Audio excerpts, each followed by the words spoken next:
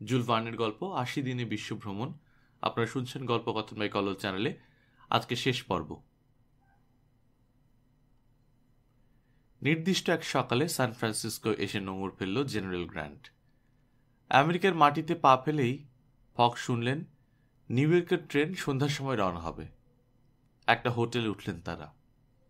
নাস্তার পর রানী আওদাকে সাথে নিয়ে ইংরেজ কনসালের অফিসে গেলেন পাসপোর্টে সই করার জন্য। শুনেছি আমেরিকার রেলপথে দস্যু ডাকাতের ভয় আছে। পাসপোর্ট তো বলল তারা নাকি খুব সাহসী, চলন্ত ট্রেনেই লুট করে। বলছিলাম কয়েকটা রিভলভার কিনে সাথে রাখলে হয় না? কিনতে পারো, তবে পথে হয়তো কোনো কাজেই লাগবে না, ফক বললেন। পথে ফগের সঙ্গে দেখা হয়ে গেল ফিক্সের। ফক বললেন, এক জাহাজেই তো এসেছি আমরা, অথচ একবারও দেখা হয়নি আপনার সঙ্গে। আশ্চর্য তো। আগের কথা ভুলে ফগের প্রতি কৃতজ্ঞতা প্রকাশ করল ফিক্স। বলল, আপনার সান্নিধ্য লাভ করা সত্যি ভাগ্যের কথা। ইউরোপে কাজের খাতিরে যেতে হচ্ছে আমাকেও। আপনার যদি কোনো আপত্তি না থাকে আমরা একসাথেই যেতে পারি। সে কি কথা, আপনার সাথে ভ্রমণ করা তো আমারই সৌভাগ্যের ব্যাপার। বেশ তো, ইউরোপে একসাথেই যাওয়া যাবে। মতলব সিদ্ধ হলো ফিক্সের। মন্টেগোমারি স্ট্রিট ধরে যাচ্ছেন ওরা। সামনে প্রচণ্ড ভিড় দেখলেন, লোকে লোকারণ্য। ভিড় ঠেলে সামনে এগোনো সম্ভবই নয়। মহা শোরগোল সেখানে। কেউ চেঁচাচ্ছে, কেউ পোস্টার হাতে নিয়ে ছোটাছুটি করছে, কোথাও ঝান্ডা উঠছে পতপত করে, কোথাও দল বেঁধে স্লোগান দিচ্ছে লোকেরা, ক্যামারফিল্ড জিন্দাবাদ। আরেক দল বলছে মুভি বয় জিন্দাবাদ। ফিক্স ভাবল নিশ্চয়ই কোনো রাজনৈতিক সভা। বলল, চলুন আমরা কেটে পড়ি, এখানে থাকলে বিপদ হতে পারে। সেটাই ভালো মনে করলেন ফগও। রাস্তার একধারে সরে এসে তারা কেটে পড়বার সুযোগ খুঁজতে লাগলেন। ফগ ভাবলেন হয়তো আমেরিকান ন্যাশনাল কাউন্সিলের সভাপতি নির্বাচন, নয়তো কোনো প্রাদেশিক শাসনকর্তা মনোনয়নের জন্য এই সভার আয়োজন করা হয়েছে। সভার কোলাহল ক্রমেই বেড়ে উঠেছে, কিন্তু হঠাৎ যে দাঙ্গা হাঙ্গামা শুরু হয়ে যাবে তা কেউই ভাবতে পারেননি। দেখতে দেখতে শুরু হয়ে গেল ঘুষোঘুষি, লাঠালাঠি, রিভলভারের গুলি ছোটার শব্দ এলো কানে। ক্রমেই দাঙ্গার চেহারা ভয়ঙ্কর হয়ে উঠতে লাগলো। এমন সময় এক দীর্ঘদেহী ইয়াঙ্কি ফগের মাথা তাক করে একটা লাঠি তুলল। ঠিক সময় ফিক্স যদি নিজের মাথায় সে আঘাত গ্রহণ না করত, তাহলে হয়তো ফিলিয়াস ফগ গুরুতরভাবে আহত হতেন। লাঠির আঘাতে মাথার টুপি চুরমার হয়ে গেল ফিক্সের। রাগে ফেটে পড়লেন ফগ। চিৎকার করে বললেন, ইয়াঙ্কিটি কিরকম শয়তান! নিজের লাল দাড়িতে হাত বুলাতে বুলাতে আমেরিকানটা বলল, ওরে বেটা ইংরেজ, মনে রাখিস আমাদের আবার দেখা হবে। ওসব আমি ভয় পাই না, যখন খুশি তোমার সঙ্গে দেখা করতে রাজি আমি। নাম কি হে তোমার? ফিলিয়াস ফগ। তোমার? Colonel stamp proctor. উন্মত্ত জনারণ্যের ধাক্কাধাক্কিতে তখনকার মতো কর্নেলের সাথে ছাড়াছাড়ি হয়ে গেল ফগের। রানী আওদাকে নিয়ে কিভাবে যে ফগ আর ফিক্স প্রাণ বাঁচিয়ে হোটেলে ফিরে এলেন তা তারা নিজেরাই জানেন না। হোটেলে ফিরে সকলকে নতুন পোশাক কিনতে হলো। পাসপোর্ট তো আগেই হোটেলে ফিরেছে। 12টা রিভলভার আর প্রচুর কার্তুজ নিয়ে এসেছে সে। মিস্টার ফগের সাথে ফিক্সকে দেখে তার ভ্রু কুঁচকে উঠল, কিন্তু যখন শুনল যে তার জন্য মিস্টার ফগ মারাত্মকভাবে আহত হওয়া থেকে বেঁচেছেন, তখন তার মনোভাব খানিকটা নরম হলো। বুঝতে পারল ফিক্স তার কথা অনুযায়ী কাজ করছে। সন্ধ্যায় সবাই স্টেশনে গিয়ে ট্রেনে উঠল। ওঠার সময় ফগ বললেন, সেই ইয়াঙ্কিটার সঙ্গে কিন্তু আর দেখা হলো না। একজন ইংরেজকে অপমান করেছে, এর প্রতিশোধ নিতে তার খোঁজে আবার আমাকে আসতে হবে এই দেশে। ফগের কথায় মনে মনে হাসল ফিক্স। ভাবল, একবার ইংল্যান্ডে চলোই না আগে, তারপর দেখব কিভাবে তুমি সেখান থেকে বেরো। আমি তোমার সাথে আছি, সে তো তোমাকে জেলে ভরবো বলি। স্টেশনে এক লোককে ফগ প্রশ্ন করলেন, অত গোলমাল হলো কিসের? সভা হচ্ছিল। সেনাপতি মনোনীত হচ্ছিলেন বুঝি? জোর গলায় হেসে উঠল লোকটা। আরে না, ওই নির্বাচনে কি ওইটুক সভা হয়? আজকের সভায় একজন সাধারণ বিচারক মনোনীত হচ্ছিলেন। ট্রেন ছেড়ে দেয়, আর কোনো কথা হলো না। নিউ ইয়র্ক থেকে সান ফ্রান্সিসকো 3786 মাইল লম্বা রেল লাইন। আগে এই দীর্ঘ পথ পেরোতে সময় লাগতো কম করে হলো মাস 6, কিন্তু এখন লাগে 1 সপ্তাহের মতো। ওদের ট্রেনে ড্রয়িং রুম, স্মোকিং রুম, খাবার ঘর সবই আছে। চলন্ত ট্রেনেই এক কামরা থেকে আরেক কামরায় যাওয়া যায়, কোনো জিনিসেরই অভাব নেই। ছোটোখাটো একটা প্রেসও আছে, তাতে ছাপা হয়ে একটা খবরের কাগজও বেরোয়। সিটগুলো এমন সুন্দর কৌশলে তৈরি করা হয়েছে যে স্প্রিং টিপলেই তার পেছনের অংশ খুলে যায়, বেরিয়ে পড়ে চমৎকার নরম বিছানা। গাড়িতে যতগুলো বিছানা তার চেয়ে বেশি যাত্রী থাকার নিয়ম নেই। কয়েকটা দিন কেটে গেল নির্বিঘ্নে। ডিসেম্বরের 7 তারিখ ভোরবেলা ট্রেন এসে থামল গ্রিন রিভার স্টেশনে। প্রচুর বরফ পড়েছিল গত রাতে। সকালবেলাও জের কাটেনি তার। প্রচণ্ড ঠান্ডায় ঠক ঠক করে কাঁপছে পাসোপার্তু। ভাবছে, এই সময়ে দেশ ভ্রমণ করতে বেরোয় লোকে, বরফ একটু বেশি পড়লেই তো ট্রেন আটকা পড়ত। অনেকেই নামল ট্রেন থেকে। রানী আওধা এক ভদ্রলোককে দেখা মাত্র আঁতকে উঠলেন, ভয় পেয়ে গেলেন। তিনি আর কেউ নন, কর্নেল প্রক্টর। এই ভদ্রলোকই আবার দেখা হবে বলে হুমকি দিয়েছিল ফিলিয়াস ফককে। ফক তখন ঘুমাচ্ছিলেন। কর্নেলকে দেখে রানী আওধার মন এত চঞ্চল হয়ে উঠল যে তিনি ফিক্স আর পাসোপার্তুকে তার উপস্থিতির কথা না বলে পারলেন না। কোনো ভয় নেই, ফিক্স বলল।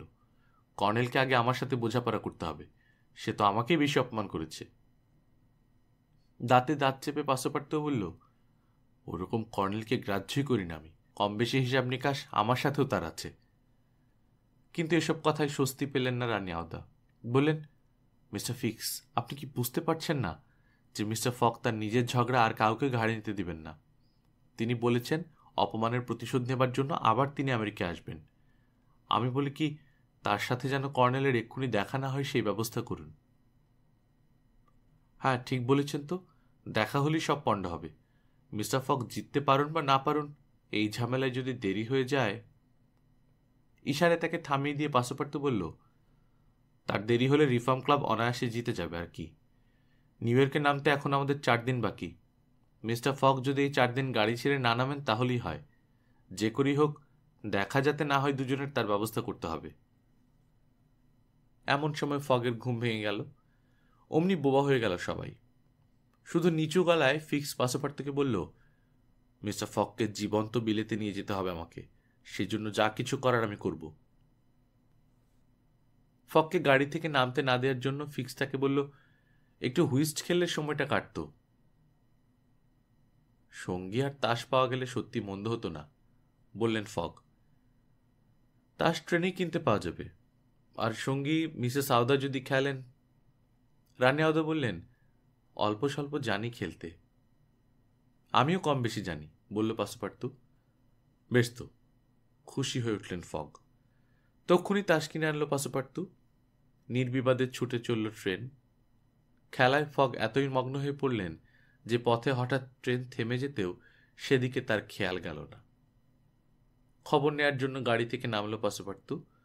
দেখল ট্রেনের গার্ডকে ঘিরে ধরে লোকজন নানান প্রশ্ন করছে। তাদের মধ্যে কর্নেল প্রক্টরও রয়েছে।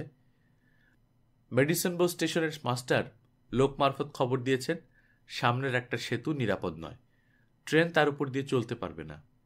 গার্ডের বক্তব্য হলো এই খবরটা পেয়ে সে ট্রেন থামিয়েছে। জায়গাটা সেতু থেকে মাইলখানেক দূরে। সেতুর তলা দিয়ে একটা পাহাড়ি নদী তুমুল বেগে ছুটে যাচ্ছে। খবরে জানা গেছে সেতুটার বিম ভেঙে গেছে বেশ কয়েকটা। শুনে মাথায় যেন আকাশ ভেঙে পড়ল পাসোপার্তুর। ফককে যে দুঃসংবাদটা দেবে সে সাহস তার হলো না। বাহ, ভারী মুশকিল দেখছি। আমরা কি এখন তাহলে বরফের মাঝখানে দাঁড়িয়ে থাকব? বলল কর্নেল প্রক্টর। জবাবে গার্ড বলল, আরেকটা ট্রেনের জন্য আমি ওমাহা স্টেশনে তার পাঠিয়েছি, তবে 6 ঘন্টার আগে সেটা মেডিসিন বোস স্টেশনে আসতে পারবে না।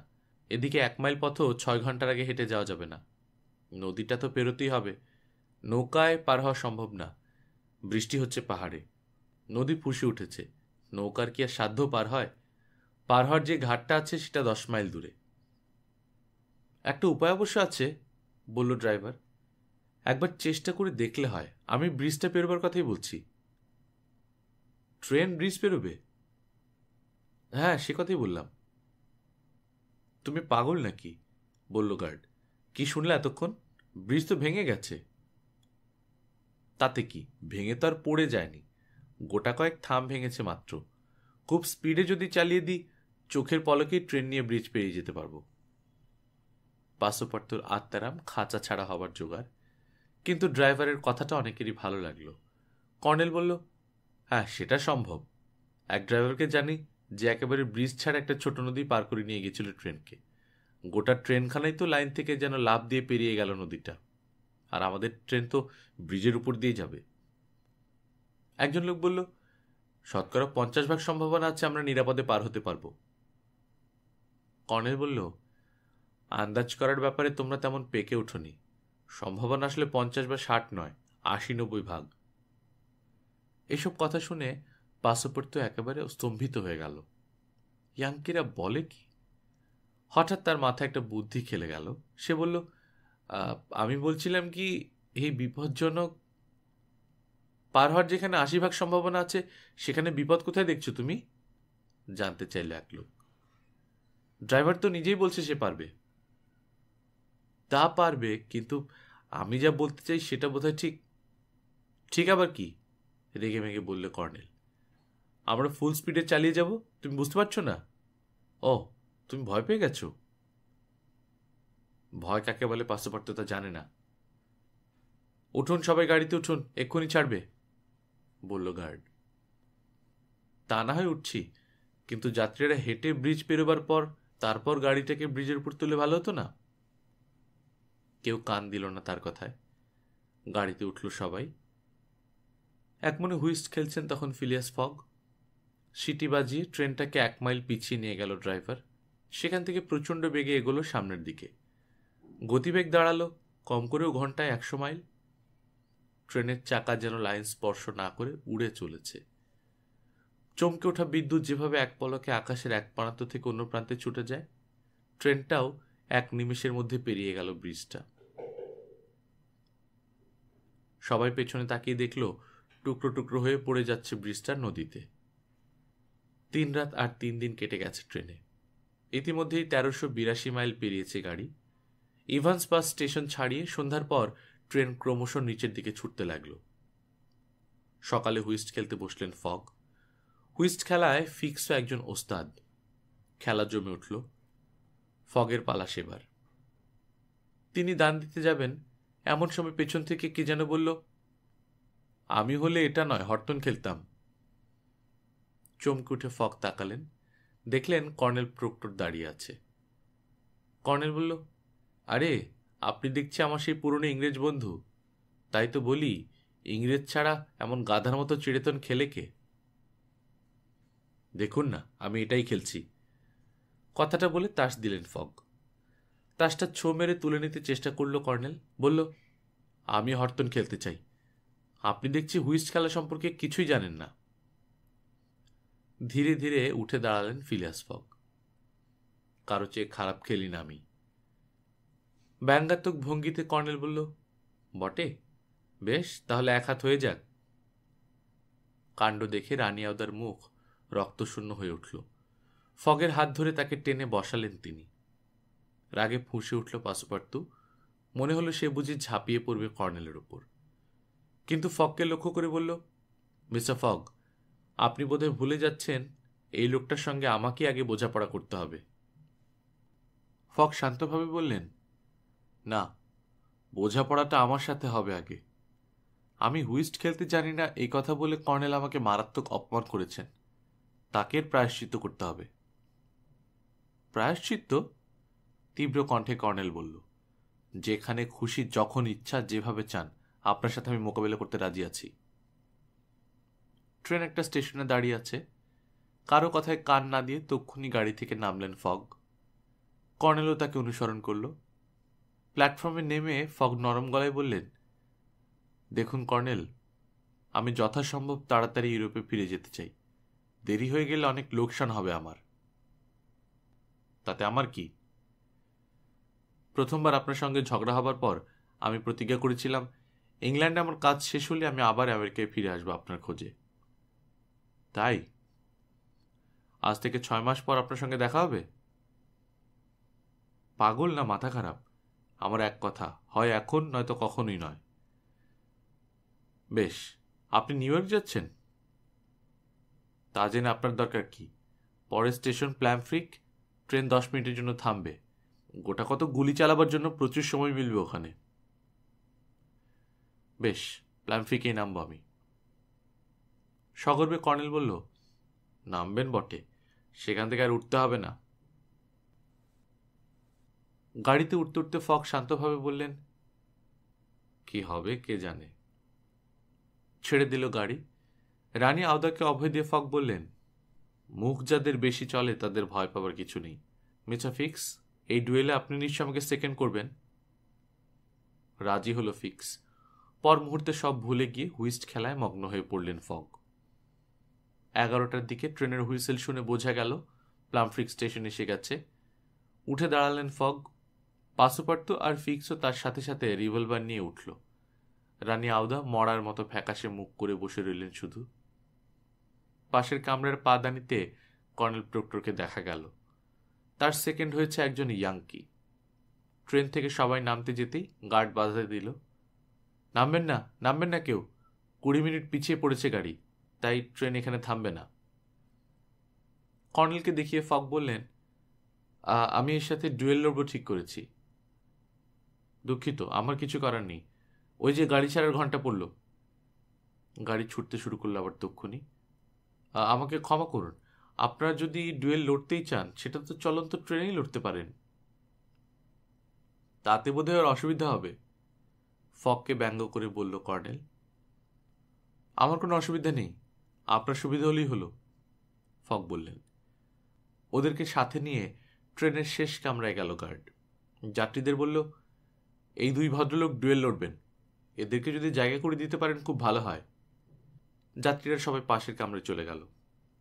50 ফুট লম্বা কামরাটা। বন্দুক ডুয়েলের জন্য অসুবিধা হবার কথা নয়। রিভলভার হাতে নিয়ে কর্নেল আর ফক কামরার ভেতর ঢুকলেন। বন্ধ করে দেয়া হলো কামরার দরজা।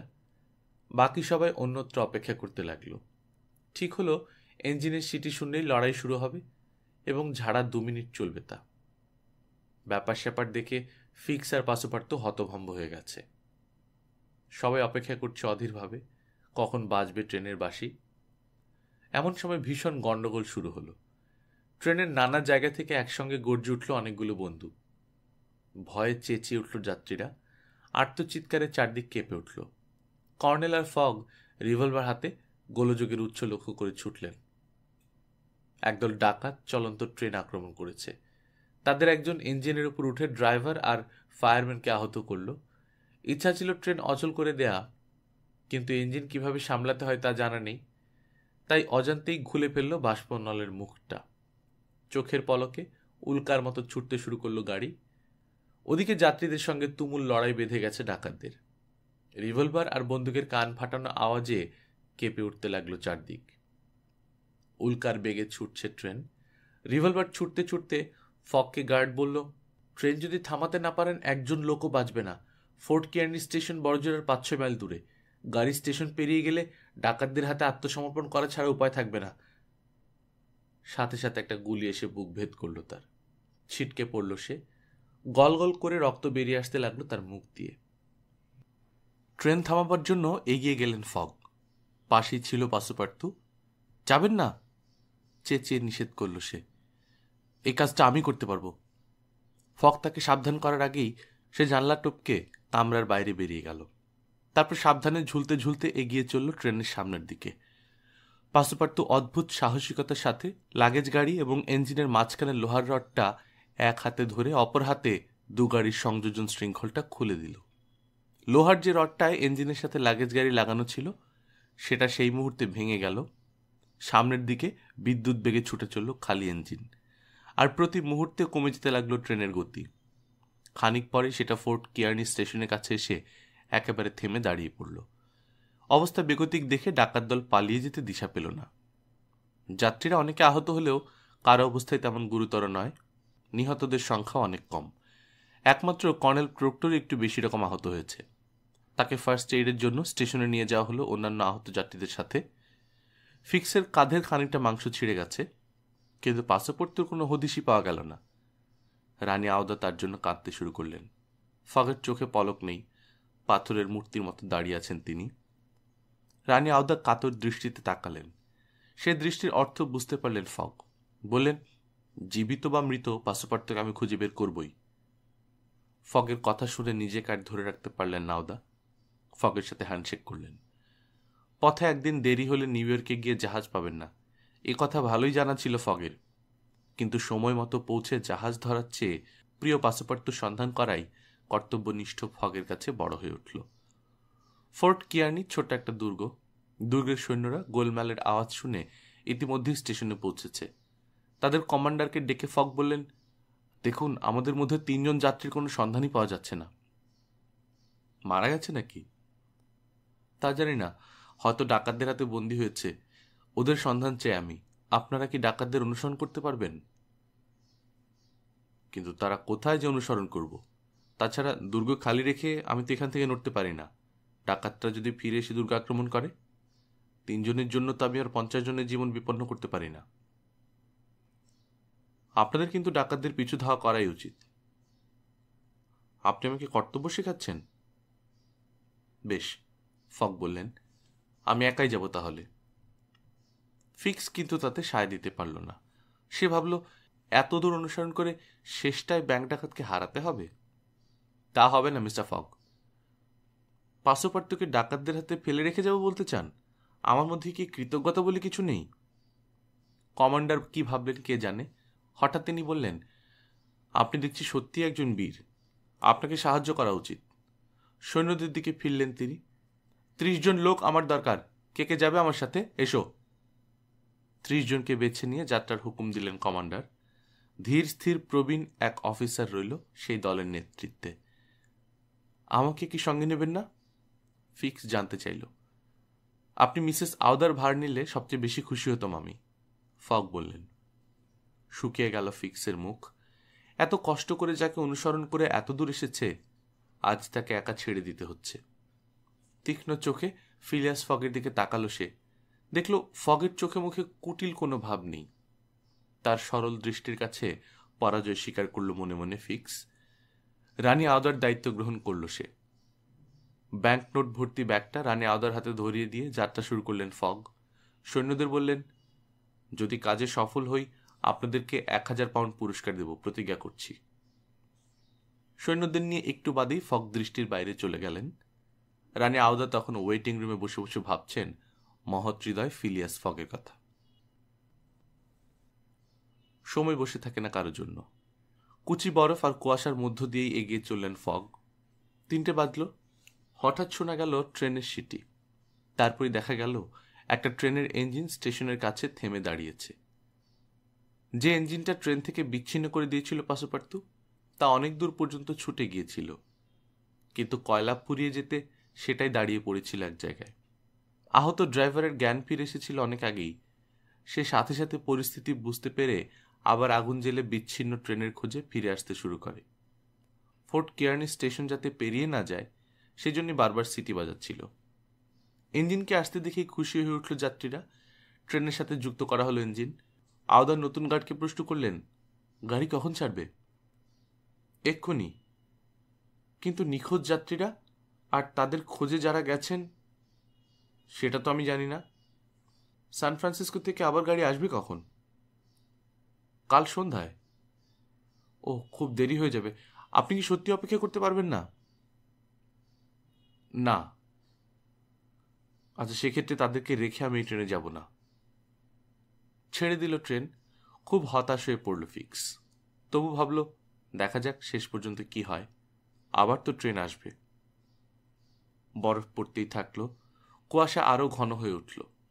ঠান্ডা হাওয়া বইতে লাগলো আরো জোরে সোরে। ক্রমে সন্ধ্যা নামল। অন্ধকারে স্টেশনটা ভূতের মতো নিঝুম হয়ে নিঃসাড় পড়ে থাকল। কিন্তু ফগ বা সৈন্যদলের কোনো খোঁজই পাওয়া গেল না। ভোরের দিকে আবহাওয়া ভালো হলো খানিকটা, কিন্তু ফগ লাপাত্তাই হয়ে রইলেন। সৈন্যদের জন্য চিন্তায় পড়ে গেলেন কমান্ডার। বেলা বেড়ে চলল। অবশিষ্ট সৈন্যরা তৈরি হলো অনুসন্ধান শুরু করবে বলে। এমন সময় দূর থেকে ভেসে এলো বন্দুকের আওয়াজ। খানিক পরই ফগ, পাসোপার্ত এবং অন্যান্যরা স্টেশনে এসে উঠল। ডাকাতদের সঙ্গে তাদের দেখা হয়েছিল ফোর্ট কিয়ার্নি থেকে 10 মাইল দূরে। তারা দূর থেকে পাসোপার্ত আর অন্য 2 জন যাত্রীকে ডাকাতদের সাথে লড়াই করতে দেখতে পেয়েছিলেন। ফগ সৈন্যদের সাহায্যে তাদের 3 জনকে উদ্ধার করেন। পাসপোর্ট ফিক্সকে দেখে প্রশ্ন করল, ট্রেন কোথায়? ট্রেন নেই, চলে গেছে। ফককে শান্তই দেখালো। গাড়ি আবার কখন পাওয়া যাবে? সন্ধ্যার আগে তো নয়। কথাটা শুনে ফক শুধু বললেন, তাই তো। 20 ঘন্টা দেরি হয়ে গেল ফকের। পাসপোর্ট দুঃখের সঙ্গে ভাবল, আমার জন্যই এই সর্বনাশ হলো মনিবের। ফিক্স বলল, বিলেতের ডাকজাহাজ ধরতে হলে তো 11 তারিখের আগেই নিউ ইয়র্কে পৌঁছানো দরকার আপনার। হ্যাঁ, আপনার মোট 20 ঘন্টা দেরি হয়েছে।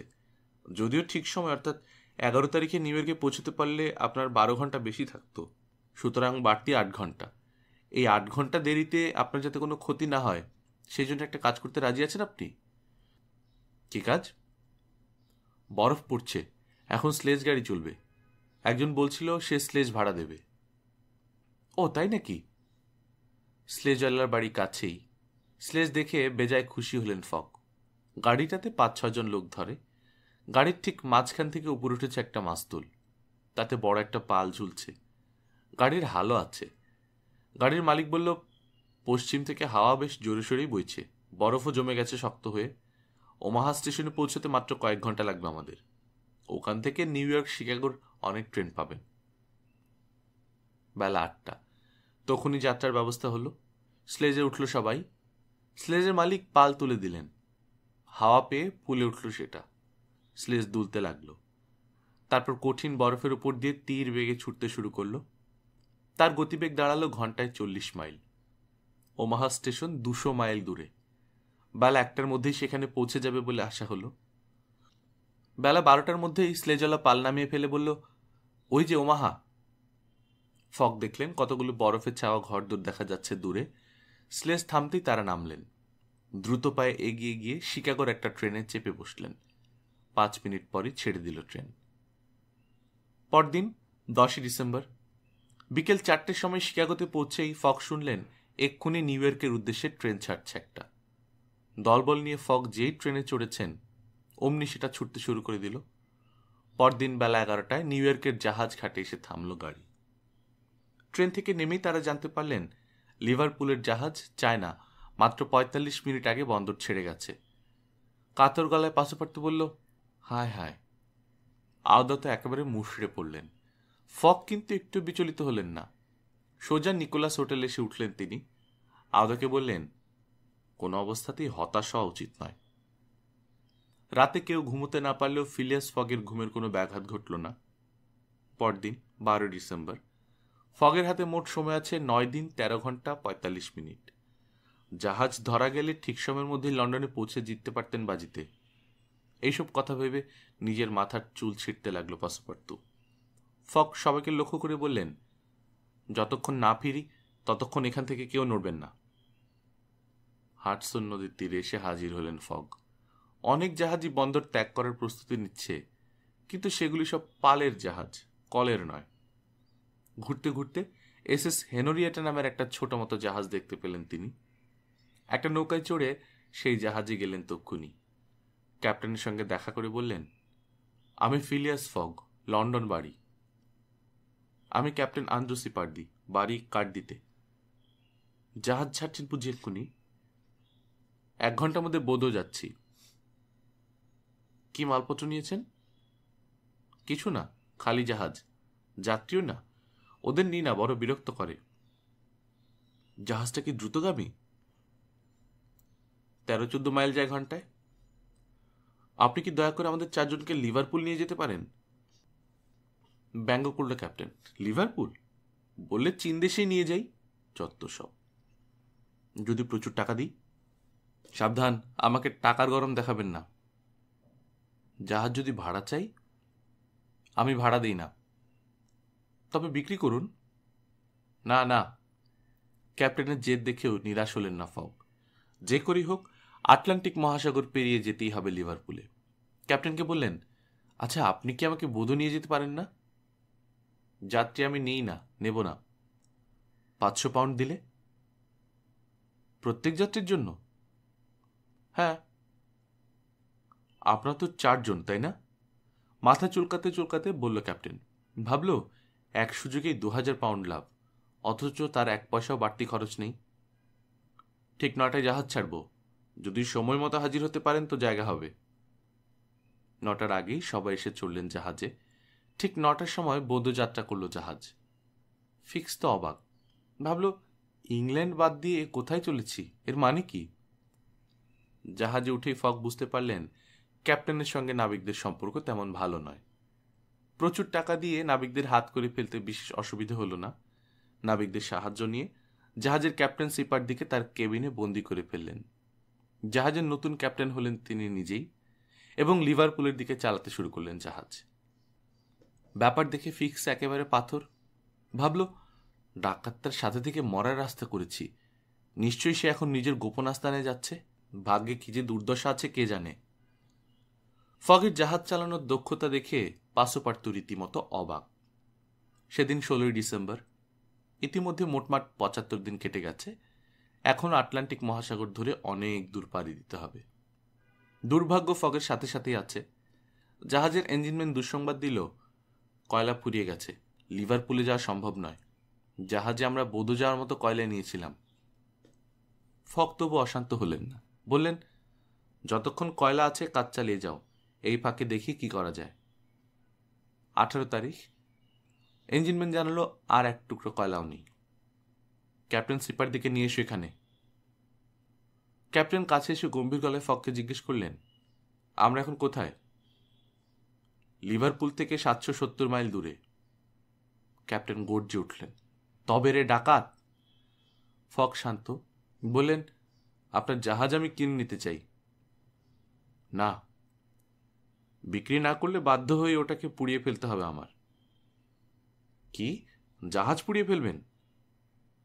হ্যাঁ, অন্তত ওপরের কাঠের সব জিনিসই পোড়াতে হবে। কয়লার জায়গায় কাঠ পুড়িয়ে আমি জাহাজটা চালু রাখতে চাই।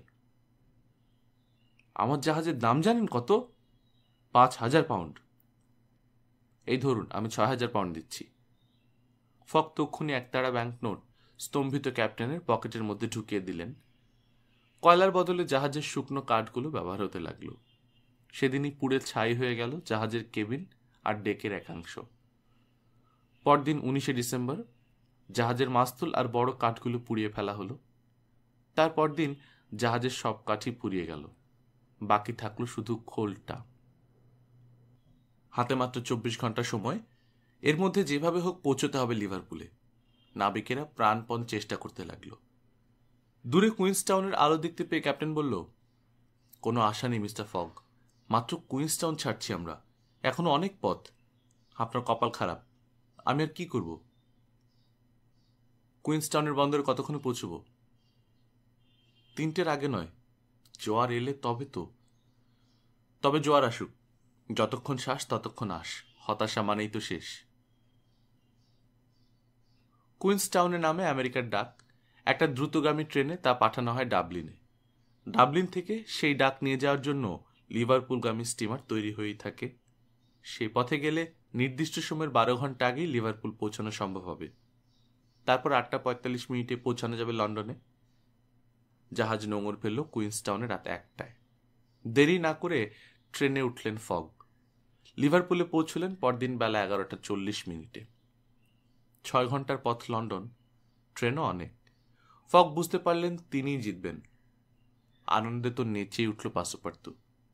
ঠিক তখনই ফিলিয়াস ফগের কাঁধে হাত রেখে ঘোষণা করল মিস্টার ফিক্স, মিস্টার ফগ, ডাকাতির অপরাধে আমি আপনাকে রাজার নামে গ্রেফতার করছি। ফগ বন্দী হলেন। মাথায় যেন তার আকাশ ভেঙে পড়ল। কাস্টম হাউসের একটা কামরায় তাকে বন্দি করে রাখল ফিক্স। পুলিশ বাধা দিল, তা না হলে ফিক্সকে ছিঁড়ে টুকরো টুকরো করে ফেলত পাসোপার্তু। ফগ যখন বাজিতে জিতে গৌরবের স্বর্ণমুকুট মাথায় পরবেন, ঠিক সেই মুহূর্তে সর্বনাশ হল। 9.25 ঘন্টার সময় তখনও আছে। লন্ডন পৌঁছতে 6 ঘন্টার বেশি লাগার কথা নয়। কপাল মন্দ হলে বিনা মেঘেই বজ্রপাত হয়। ফগ কিন্তু আগের মতোই শান্ত। তার ঘড়িটা সামনের টেবিলের উপর রেখেছেন, চেয়ে আছেন সেটার দিকে নিষ্পলক দৃষ্টিতে। তারপর তিনি পায়চারি করতে শুরু করলেন। ক্লান্ত হয়ে আবার বসলেন চেয়ারে। ডায়েরিটা বের করে পড়লেন। ডিসেম্বর 21, শনিবার, লিভারপুল। তার নিচে তিনি লিখলেন 80 দিনের দিন, বেলা 11:40। ঢং করে বেলা 1টা বাজলো কাস্টমস হাউসের ঘড়িতে। ফগ দেখলেন তার ঘড়ি 2 মিনিট ফাস্ট। বেলা 2টো বাজলো, আর আধা ঘন্টা কাটল। কোনো আশা নেই আর। হঠাৎ দরজা খুলে গেল। রানী আওদা ঘরে ঢুকলেন ফিক্স আর পাসোপার্তুকে সাথে নিয়ে। ফিক্স ব্যাকুল গলায় বলল, মিস্টার ফগ, আমাকে ক্ষমা করুন। এইমাত্র জানতে পেরেছি আপনি ডাকাত নন। ভুলটা আমারই। আসল ব্যাংক ডাকাত ধরা পড়েছে। আপনি মুক্ত। ধীর পায়ে ফিক্সের দিকে এগোলেন ফগ। প্রচণ্ড একটা ঘুষি খেয়ে ফিক্স পড়ে গেল মেঝেতে। দুর্ভাগ্যই বলতে হবে, স্টেশনে পৌঁছে ফগ শুনলেন লন্ডনের ট্রেন 2:05 রওনা হয়ে গেছে। তক্ষুনি একটি স্পেশাল ট্রেনের ব্যবস্থা করলেন ফগ। প্ল্যাটফর্মের ট্রেন এসে দাঁড়াতেই ড্রাইভারকে পুরস্কারের লোভ দেখিয়ে তাতে চড়ে বসলেন তিনি। চেষ্টার কোনো ত্রুটি করল না ড্রাইভার, কিন্তু ট্রেন স্টেশনে এসে পৌঁছল 8:50। সারা পৃথিবী এক পাক ঘুরে ফগের শেষ পর্যন্ত দেরি হয়ে গেল 5 মিনিট। ক্লাবে আর না গিয়ে সোজা বাড়ি ফিরলেন ফগ। এখনো তিনি শান্ত। হেরে গেছেন বাজিতে, কিন্তু সেজন্য তার মনে কোনো চাঞ্চল্য নেই। টাকাগুলো সব খুইয়েছেন, এখন হাতে সামান্য যা আছে তাই দিয়ে কোনো রকমে দিন কাটাতে হবে। রানী আওদাকে বাড়ির একটা অংশ ছেড়ে দিলেন ফগ। পাসোপার্তু শুনেছিল হতাশায় মানুষ আত্মহত্যা করে বসে। ফগ যাতে সেরকম কোনো ভুল না করেন সেজন্য সে সতর্ক হল। বলা বাহুল্য, বাড়িতে ঢুকেই তার কামরার গ্যাসের বাতি নিভিয়ে দিয়েছিল সে। রাত হলো, সবাই শুয়ে পড়ল। ফগ ঘুমিয়েছেন কিনা জানা গেল না। আওদা কাঁদলেন সারা রাত। ফগের দরজার কাছে বসে জেগে জেগে কাটিয়ে দিল রাতটা পাসোপার্তু। পরদিন ভোরবেলা ফগ তাকে ডাকলেন। মিসেস আওদার নাস্তার ব্যবস্থা করো। তাকে গিয়ে বলো আজ সন্ধ্যায় আমি তার সাথে দেখা করতে চাই। সেদিন রিফর্ম ক্লাবে গেলেন না ফগ। গিয়ে লাভই বাকি। ঘর থেকে বেরিয়ে হলেন না তিনি। পাসোপার্তু সেই বন্ধ ঘরের দরজার সামনে থেকে এক মুহূর্তের জন্য নড়ল না। কান সজাগ তার। সন্ধ্যা 7:30টায় আওদার ঘরে এসে চুল্লির পাশে একটা চেয়ার টেনে বসলেন ফিলিয়াস ফগ। মুখের ভাব দেখে বোঝার কোনো উপায় নেই যে এত বড় একটা বাজিতে তিনি হেরে গেছেন। তিনি বললেন, আপনাকে এখানে নিয়ে এসে অন্যায় করেছি, সেজন্য আপনার কাছে ক্ষমা প্রার্থী। আওদার হৃদয় চঞ্চল হয়ে উঠল। মৃত্যুর হাত থেকে যিনি বাঁচিয়েছেন তিনিই চাইছেন ক্ষমা। পানিতে চোখ ভরে উঠল তার। ফগ আবার বললেন, আপনাকে যখন এখানে আসতে বলি তখন আমার প্রচুর টাকা ছিল। সেই টাকার অর্ধেক আপনার জন্য খরচ করার ইচ্ছা ছিল আমার, কিন্তু এখন আমি পথের ফকির। আওদার গলা কান্নায় বুঝে এলো। আমি সবই জানি মিস্টার ফগ।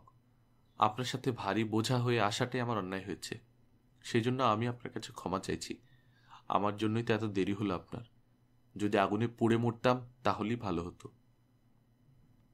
আপনার জন্য মোটেও দেরি হয়নি আমার। আপনি খামোকা দুঃখ পাবেন না। আপনি মহৎ ব্যক্তি, তাই সেই বিপদ থেকে আমাকে উদ্ধার করেছিলেন। আমার দুর্ভাগ্য সব আমাকে উল্টে পাল্টে দিয়েছে।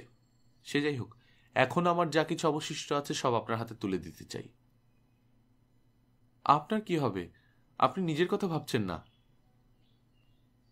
আমার কোনো চাহিদা নেই, তাই সব অবস্থায় আমার কাছে একরকম।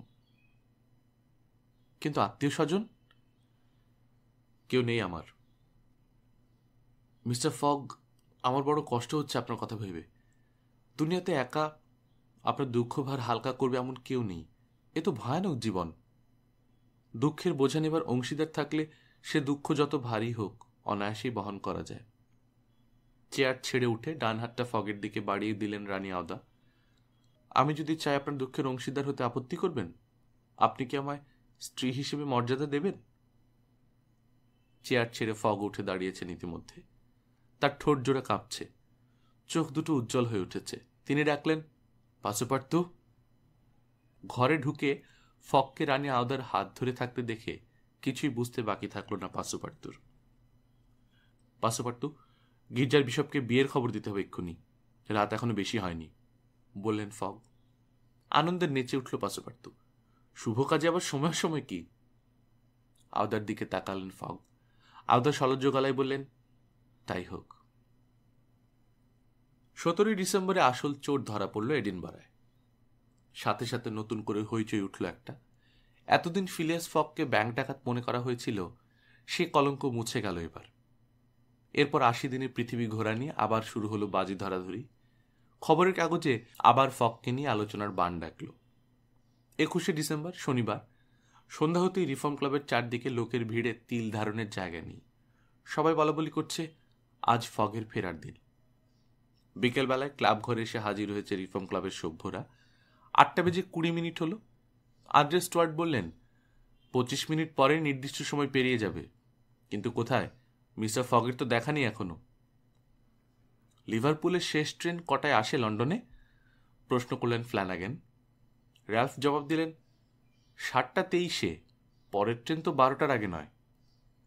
স্টুয়ার্ট শুরু করলেন, তবে দেখুন, ফগ যদি 7:23 ট্রেনে আসতেন এতক্ষণে আমরা তাকে দেখতে পেতাম।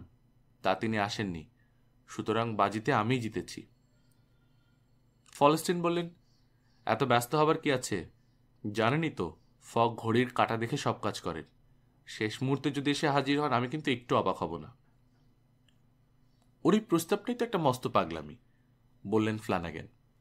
র্যালফ বললেন, বেশ, কালকেই তাহলে ব্যারিংয়ের গদি থেকে মিস্টার ফগের টাকাগুলো নিয়ে আসা যাক। ঘড়ি দেখে স্টুয়ার্ট বললেন, আর মাত্র 5 মিনিট।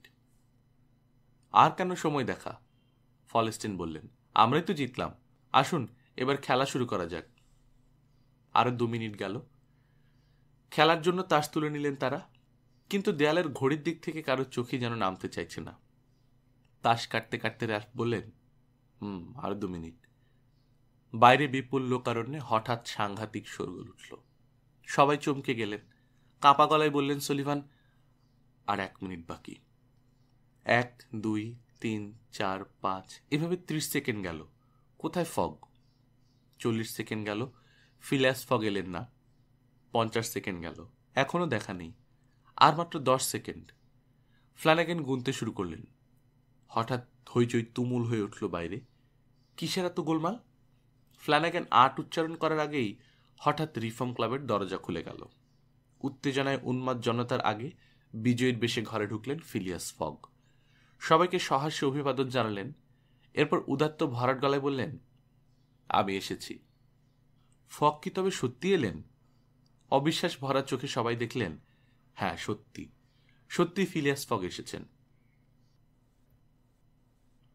আপনাদের বোধহয় মনে আছে, সেদিন রাত 8:05 বিয়ের ব্যবস্থা করার জন্য বিশপের কাছে গিয়েছিল পাসুপার্তু। বিশপের কাছে গিয়ে মিনিট 15 অকারণ বসে থাকতে হলো, কারণ বিশপ সেখানে ছিলেন না। বিশপের বাড়ি থেকে 8:45 পাগলের মতো ছুটে বেরিয়ে এলো পাসুপার্তু। এক ছুটতে 3 মিনিটের মধ্যে বাড়ি ফিরল। রুদ্ধ কণ্ঠে ফগকে বলল, কাল বিয়ে হতে পারে না। কেন? কাল রোববার। না, সোমবার। আজ শনিবার। ভুল হয়েছে আপনার। ঠিক 24 ঘন্টা আগে পৌঁছেছি আমরা। এখন হাতে মাত্র 10 মিনিট আছে। চলুন, এক্ষুনি চলুন। কথা বাড়াবার সুযোগ না দিয়ে ফগকে টানতে টানতে বাইরে বের করে আনলো পাসুপার্তু। একটা ট্যাক্সি ডেকে তাতে চড়ে বসে হুঙ্কার ছাড়ল, রিফর্ম ক্লাব, জলদি, 1000 টাকা বকশিস। এইরকম ভুল ফগের হলো কেন? তবে কি তিনি দিন গুনতেই ভুল করেছিলেন? খুব সোজা জবাব, নিজের অজ্ঞাতসারে তিনি একটু একটু করে 24 ঘন্টার সময় এগিয়ে গিয়েছিলেন। লন্ডন থেকে যাত্রা করে সারাক্ষণ তিনি পূব দিকে এসেছেন, সুতরাং মোটমাট 1 দিন বেড়ে গিয়েছে। তিনি যদি পশ্চিম দিকে যেতেন তাহলে 1 দিন পিছিয়েই পড়তে হতো তাকে। সারাক্ষণ পূব দিকে গেছেন বলে প্রত্যেক ডিগ্রিতে প্রতিদিন 4 মিনিট করে ছোট হচ্ছিল। তার মানে 360 ডিগ্রিতে মোট 24 ঘন্টা ছোট হয়েছিল। তাই তিনি 24 ঘন্টা এগিয়েছিলেন।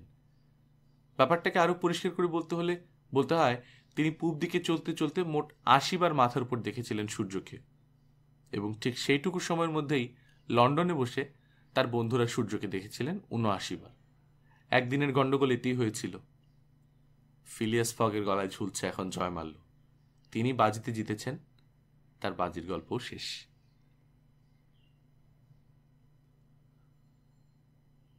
শুনছিলেন around the world in 80 days, Jules ভার্নের গল্প 80 দিনে বিশ্বভ্রমণ, গল্পকথন বাই কল্লোল এই চ্যানেলে। আমরা নিয়মিত গল্প দিয়ে যাচ্ছি। আপনারা যারা প্রথমবারের মতো শুনছেন সাবস্ক্রাইব করে নেবেন। সাবস্ক্রাইব করে নেওয়ার সময় বেল আইকন যেটা আছে সেটা অন করে নেবেন, তাহলে সবসময় পরবর্তীতে নোটিফিকেশন পাবেন আমরা যে গল্প দিচ্ছি।